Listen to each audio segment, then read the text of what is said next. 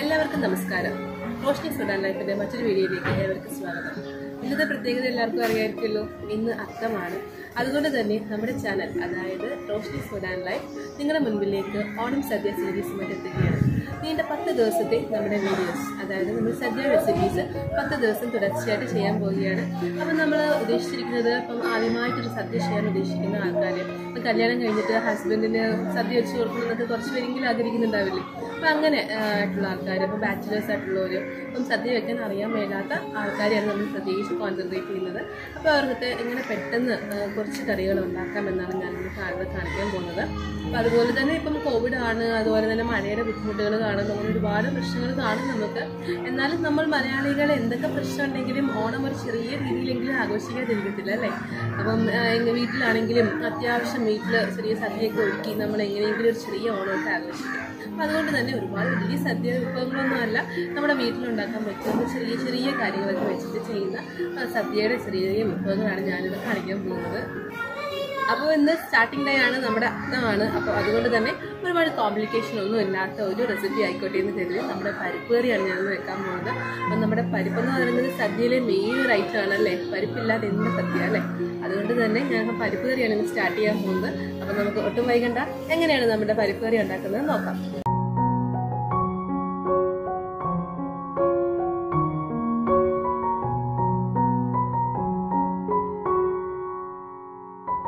അപ്പം നമ്മുടെ സദ്യ സ്പെഷ്യൽ പരിപ്പ് കറി റെഡിയാക്കാനായിട്ടുള്ള ഇൻഗ്രീഡിയൻസ് ഒക്കെ ഞാനിവിടെ സെറ്റ് ആക്കിയിട്ടുണ്ട്. അപ്പം എന്തൊക്കെയാണെന്ന് നോക്കാം. അപ്പം ഞാനിവിടെ പരിപ്പ് എടുത്തിട്ടുണ്ട്. പരിപ്പെന്ന് പറയുമ്പോൾ ഞാനിവിടെ ചെറുപയറിന്റെ പരിപ്പാണ് കേട്ടോ എടുത്തത്. അപ്പം നമ്മുടെ സാധാരണ പരിപ്പല്ല, ചെറുപയറിന്റെ പരിപ്പ് വെച്ചിട്ടാണ് നമ്മൾ സാധാരണ സദ്യക്കൊക്കെ പരിപ്പ് കറി വെക്കുന്നത്. അപ്പം അതുകൊണ്ട് തന്നെ ചെറുപയറിന്റെ പരിപ്പാണ് എടുത്തിരിക്കുന്നത്. അപ്പം അതുപോലെ തന്നെ ഞാൻ അരപ്പിനായിട്ട് എടുത്തത് തേങ്ങയാണ്. അപ്പം ഞാനിവിടെ 1 കപ്പ് പരിപ്പ് എടുത്തിട്ടുണ്ട്. 1 കപ്പ് പരിപ്പ് എടുത്തിട്ടുണ്ട്. അതുകൊണ്ട് തന്നെ 1/2 കപ്പ് തേങ്ങ എടുത്തിട്ടുണ്ട്. പിന്നെ നമ്മുടെ വെളുത്തുള്ളി ഒരു 3 അല്ലി വെളുത്തുള്ളിയും 2 പച്ചമുളക്, എരിവിന് നിങ്ങൾക്ക് വേണമെങ്കിൽ കൂട്ടാട്ടോ. അപ്പം ഞാൻ 2 പച്ചമുളക് എടുത്തിട്ടുണ്ട്. പിന്നെ മഞ്ഞൾപ്പൊടി, ജീരകം, അതുപോലെ തന്നെ നമ്മൾ കടുക് വറുത്തിടാനായിട്ട് നമ്മുടെ കറിവേപ്പിലയുണ്ട്, വറ്റൽമുളകുണ്ട്, ചെറിയുള്ളിയുണ്ട്, അത് വെളിച്ചെണ്ണയാണ് കേട്ടോ കടുക് വറുത്തൊക്കെ എടുക്കുന്നത്. അപ്പൊ ഇത്ര ഇൻഗ്രീഡിയൻസ് ആണ് നമ്മുടെ പരിപ്പ് കറിക്ക് ആവശ്യമായിട്ടുള്ളത്.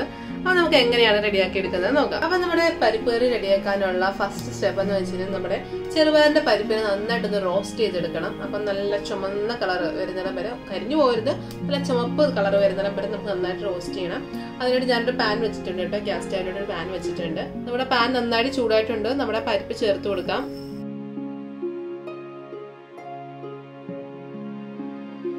ചേർക്കെങ്കിലും സംശയം കാണുമല്ലോ, നമ്മൾ പരിപ്പിനെ കഴുകിയില്ലല്ലോ എന്നൊരു സംശയം ഉണ്ടാകും അല്ലേ. അപ്പൊ നമ്മൾ പരിപ്പ് എപ്പോഴാണ് കഴുകുന്നതെന്ന് വെച്ച് കഴിഞ്ഞാൽ നമ്മുടെ പരിപ്പ് നല്ല ചുമക്കെ നമ്മൾ മൂപ്പിച്ചെടുക്കത്തില്ലേ, അപ്പൊ അതിനുശേഷമാണ് കേട്ടോ നമ്മൾ പരിപ്പ് കഴുകിയെടുക്കുന്നത്. അല്ലെങ്കിൽ നമ്മൾ കഴുകി എടുത്തിട്ട് ശേഷം നമ്മൾ വറക്കാൻ നിന്ന് കഴിഞ്ഞാൽ നമുക്ക് ശരിക്കും നടക്കത്തില്ല. അതുകൊണ്ട് തന്നെ നമ്മൾ മൂപ്പിച്ചെടുത്തതിന് ശേഷം നല്ല ചുമന്ന കളർ വന്നതിന് ശേഷം നമുക്ക് കഴുകിയെടുത്താൽ മതിയേ. അപ്പൊ നമ്മുടെ ഈ പരിപ്പ് എല്ലാ കടകളിലും ഇപ്പൊ വാങ്ങിക്കാൻ കിട്ടും കേട്ടോ. അപ്പൊ എല്ലാ സ്റ്റോറുകളിലും തന്നെ ഇപ്പം നമ്മുടെ ഈ ചെറുപയറിന്റെ പരിപ്പ് വാങ്ങിക്കാൻ കിട്ടുന്നുണ്ട്. അപ്പം അങ്ങനെ കിട്ടത്തില്ല എന്നുള്ള പ്രശ്നമൊന്നുമില്ല, എല്ലായിടത്തും ഇപ്പം കിട്ടുന്നുണ്ട് കേട്ടോ.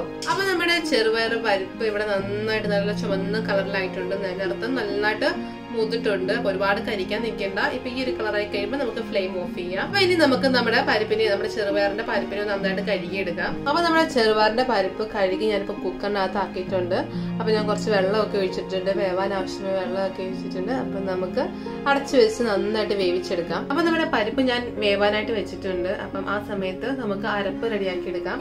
അപ്പൊ ഞാൻ അതിനായിട്ട് നമ്മുടെ മിക്സറിലോട്ട് തേങ്ങ ആഡ് ചെയ്തിട്ടുണ്ട്. അപ്പൊ ഞാനിവിടെ 1/2 കപ്പ് തേങ്ങ ആയിട്ടോ ആഡ് ചെയ്തേക്കുന്നത്. ഇതിലേക്ക് നമുക്കൊരു 1/2 ടീസ്പൂൺ ജീരകം കൂടെ ചേർത്ത് കൊടുക്കാം. ഇനി നമുക്ക് ആഡ് ചെയ്യാനായിട്ടുള്ളത് നമ്മുടെ പച്ചമുളകും വെളുത്തുള്ളിയാണ്. അപ്പൊ ഞാൻ നേരത്തെ പറഞ്ഞ പോലെ തന്നെ നമ്മുടെ വെളുത്തുള്ളി ഒരു 3 അല്ലി വെളുത്തുള്ളി ഞാൻ ചേർക്കുന്നുണ്ട് കേട്ടോ.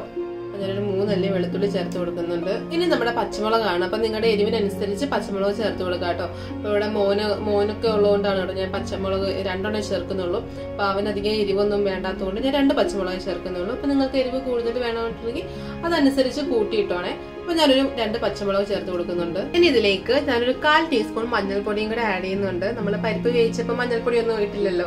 അപ്പൊ അതുകൊണ്ട് ഞാൻ അരപ്പിനകത്ത് ഒരു 1/4 ടീസ്പൂൺ മഞ്ഞൾപ്പൊടിയും കൂടെ ആഡ് ചെയ്യുന്നുണ്ട്. അപ്പം ചില സ്ഥലങ്ങളിൽ എനിക്ക് തോന്നുന്നു പരിപ്പിനകത്ത് ഇട്ട് നിങ്ങൾക്ക് ഇഷ്ടമുള്ള പോലെ ചെയ്യാം കേട്ടോ. അപ്പൊ അങ്ങനെ നിർബന്ധമൊന്നുമില്ല. അപ്പൊ ഞാനിപ്പോ അരപ്പിനകത്ത് വേണമെങ്കിൽ പരിപ്പിനകത്തിട്ട് വേണമെങ്കിൽ നിങ്ങൾക്ക് മഞ്ഞൾപ്പൊടി ചേർക്കാം. ഞാനിപ്പോ അരപ്പിനകത്താണ് ചേർത്തത്. അപ്പൊ നമ്മള് എല്ലാ സാധനങ്ങളും നമ്മുടെ മിക്സിയിലേക്ക് ആഡ് ചെയ്തിട്ടുണ്ട്. ഇനി നമുക്ക് കുറച്ച് വെള്ളം കൂടെ ഒഴിച്ചു കൊടുക്കാം. അപ്പൊ ഒരുപാട് വെള്ളം ഒഴിച്ചു കഴിഞ്ഞാൽ നന്നായിട്ട് അരഞ്ഞു കിട്ടത്തില്ല, നമുക്ക് നല്ല വെണ്ണ പോലെ അരഞ്ഞു കിട്ടണം കേട്ടോ. അപ്പൊ അതുകൊണ്ട് തന്നെ നമുക്ക് കുറച്ച് വെള്ളം ഒഴിച്ചു കൊടുക്കാം. അപ്പൊ നല്ല പേസ്റ്റ് ആയിട്ട് നമുക്ക് കിട്ടണം. അപ്പൊ ഞാൻ വെള്ളമൊക്കെ ഒഴിച്ച് സെറ്റ് ആക്കിയിട്ടുണ്ട്. ഇനി നമുക്ക് നന്നായിട്ട് അരച്ചുകൊണ്ട് വരാം. അപ്പൊ എന്തേ നമ്മൾ നമ്മുടെ അരപ്പ് ഇപ്പൊ അരച്ചെടുത്തിട്ടുണ്ട്. നല്ല പേസ്റ്റ് ആയിട്ടുണ്ട് കേട്ടോ, നല്ല സ്മൂത്ത് ആയിട്ട് അരച്ചെടുക്കണേ. അപ്പൊ തരികളൊന്നും ഇല്ലാതെ നന്നായിട്ട് അരച്ചെടുത്തിട്ടുണ്ട്.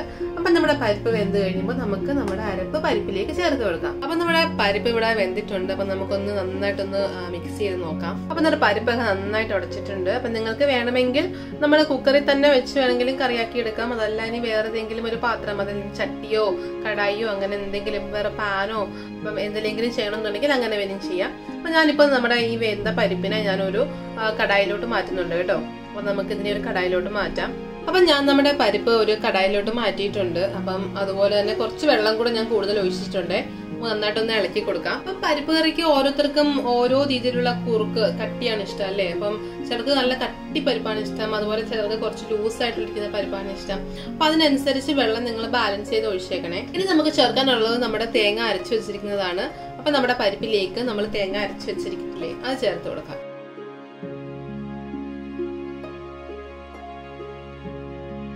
അപ്പൊ നമ്മുടെ ഈ ഇടയ്ക്കിടയ്ക്ക് കളറ് കാണുന്നില്ലേ, അപ്പം ഞാനിങ്ങനെ മൂപ്പിച്ച സമയത്തെ അവിടെ ഇവിടെയൊക്കെ 1-2 മൂത്ത് പോയായിരുന്നു. അപ്പൊ കരിഞ്ഞിട്ടില്ല, ഒന്ന് മൂത്ത് നന്നായിട്ട് മൂത്തു വന്നേ ഉള്ളൂ കേട്ടോ. അപ്പം തേങ്ങയുടെ ശോഭയൊന്നും വരുന്നില്ല. അപ്പൊ അത് ശ്രദ്ധിച്ചേക്കുക കേട്ടോ. അപ്പം നമ്മുടെ പരിപ്പ് മൂപ്പിക്കുന്ന സമയത്ത് ഒന്ന് ശ്രദ്ധിച്ചേക്കത്. അപ്പൊ നമുക്ക് ഇനി ചേർക്കാനുള്ളത് നമ്മുടെ ഉപ്പൂടാണ്. ഉപ്പൂടെ ചേർത്ത് കൊടുത്ത് നമുക്കിത് ഫ്ലെയിം ഓഫ് ചെയ്യാമേ.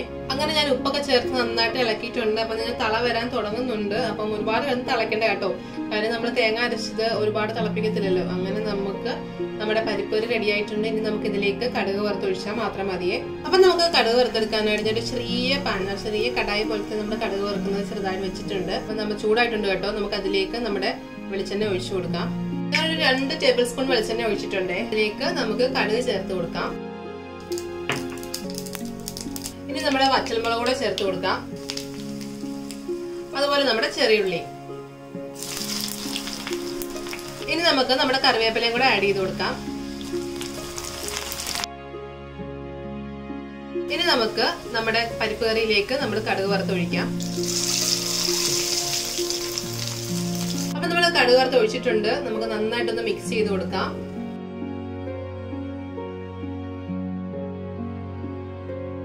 അപ്പൊ നമ്മുടെ പരിപ്പ് കറി ഇവിടെ റെഡി ആയിട്ടുണ്ട്. അപ്പൊ നമ്മുടെ പരിപ്പ് കറി ഒരു 5 മിനിറ്റ് നമുക്കൊന്ന് അടച്ചു വെക്കണം. അപ്പൊ കടുക് വറുത്തതിന്റെ മണമൊക്കെ ഒന്ന് എല്ലായിടത്തും എത്താനായിട്ട്.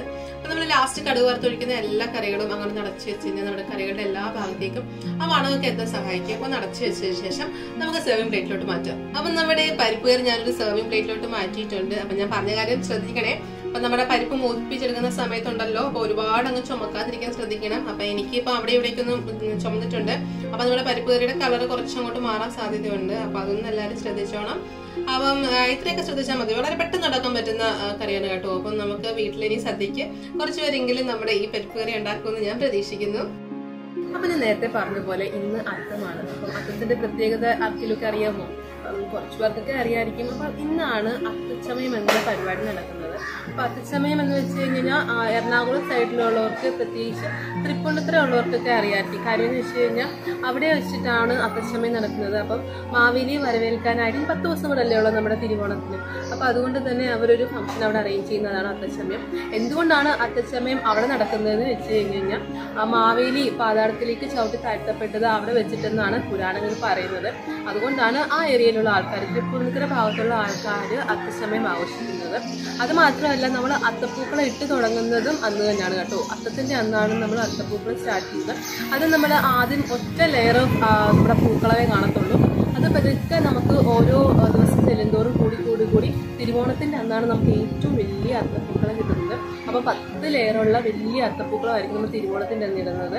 ആദ്യത്തെ ദിവസം നമ്മൾ പൂക്കളം ഇടുന്നത് മഞ്ഞ നിറത്തിലുള്ള പൂക്കൾ വെച്ചിട്ടാണ്. ഒറ്റ ലെയർ പൂക്കളം മാത്രമേ ഇടത്തുള്ളൂ.